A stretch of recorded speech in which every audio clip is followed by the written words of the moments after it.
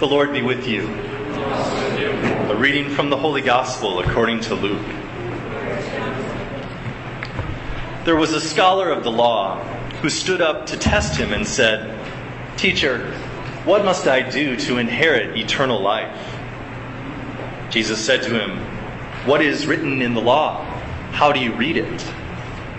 He said in reply, "You shall love the Lord your God with all your heart, with all your being, and with all your strength, and with all your mind, and your neighbor as yourself." He replied to him, "You have answered correctly. Do this, and you will live." But because he wished to justify himself, he said to Jesus, "And who is my neighbor?" Jesus replied, "A man fell victim to robbers as he went down from Jerusalem to Jericho. They stripped and beat him and went off, leaving him half dead. A priest happened to be going down that road, but when he saw him, he passed by on the opposite side. Likewise, a Levite came to the place, and when he saw him, he passed by on the opposite side. But a Samaritan traveler who came upon him was moved with compassion at the sight. He approached the victim, poured oil and wine over his wounds, and bandaged them. Then he lifted him up on his own animal, took him to an inn, and cared for him. The next day he took out 2 silver coins and gave them to the innkeeper with the instruction, 'Take care of him. If you spend more than what I have given you, I shall repay you on my way back.' Which of these 3, in your opinion, was neighbor to the robber's victim?" He answered, "The one who treated him with mercy." Jesus said to him, "Go and do likewise." The Gospel of the Lord.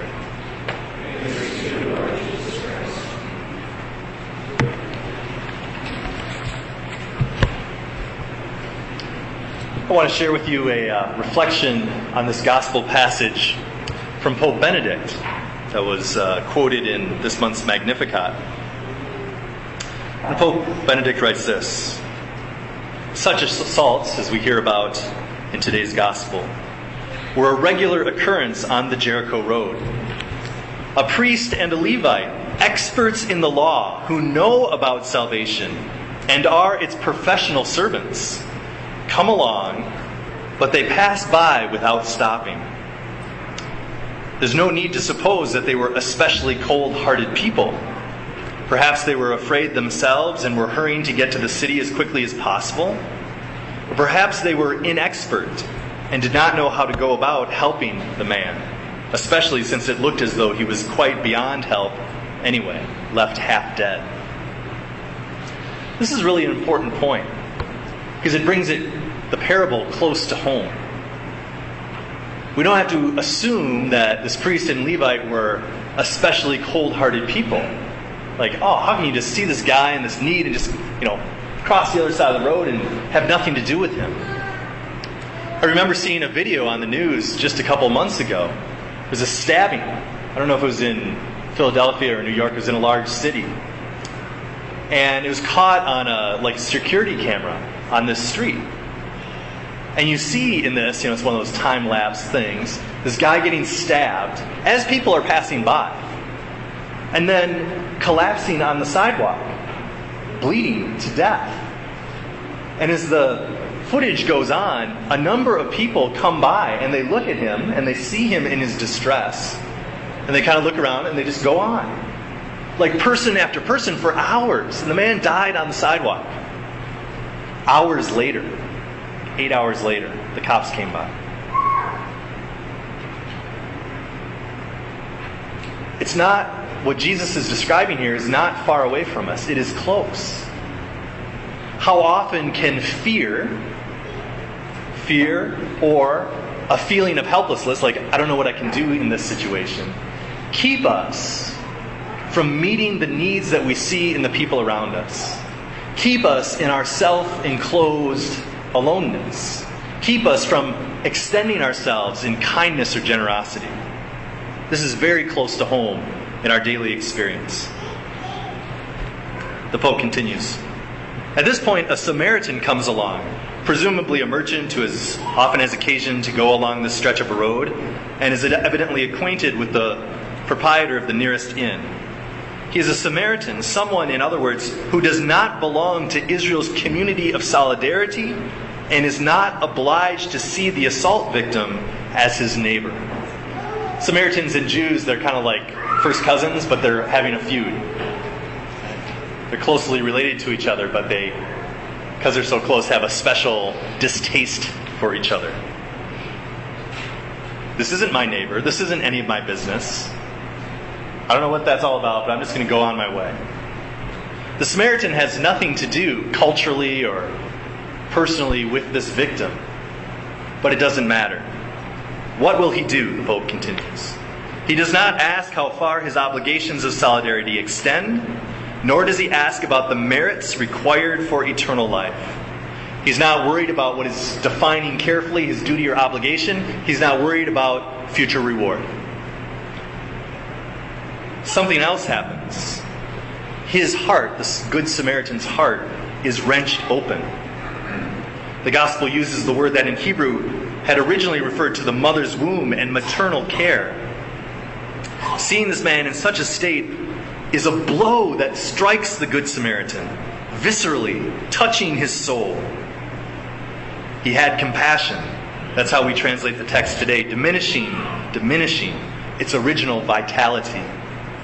Struck in his soul by the lightning flash of mercy, he himself now becomes a neighbor, heedless of any question or danger. The Pope was putting his finger on the profound moment of transformation in this gospel passage. This blow, this striking of the heart that awakens it and in fact wrenches it open in mercy. It is a profound and vital and transformative compassion that strikes the heart and makes all the difference. This is God's love alive in the Samaritan's heart. And that kind of encounter, the awakening of God's own compassion and kindness and generosity and love with a blow to the heart, that kind of experience is not far from any of us. It is not far from us. Moses said to the people, "This command that I enjoin on you today," as he presents the commandments of God, summed up in the great commandment to love God with everything and to love our neighbor as ourselves. "This command that I enjoin on you today is not too mysterious or remote for you. It's not up in the sky that you should say, 'Who will go up in the sky and get it for us?' Nor is it across the sea that you should say, 'Who will cross the sea and get it for us?' No, it's something very near to you, already in your mouths and in your hearts. The law of God written on the human heart, on every human heart. And that's all the more true, it's supernaturally true for the Christian heart. Jesus dwells in our heart, this love which strikes the heart of the Samaritan and rends his heart open in generosity and mercy. This love dwells in our hearts from the day of our own Christian baptism. Jesus Christ is the image of the invisible God, the firstborn of all creation. In Him were created all things. You and I were created in Jesus Christ.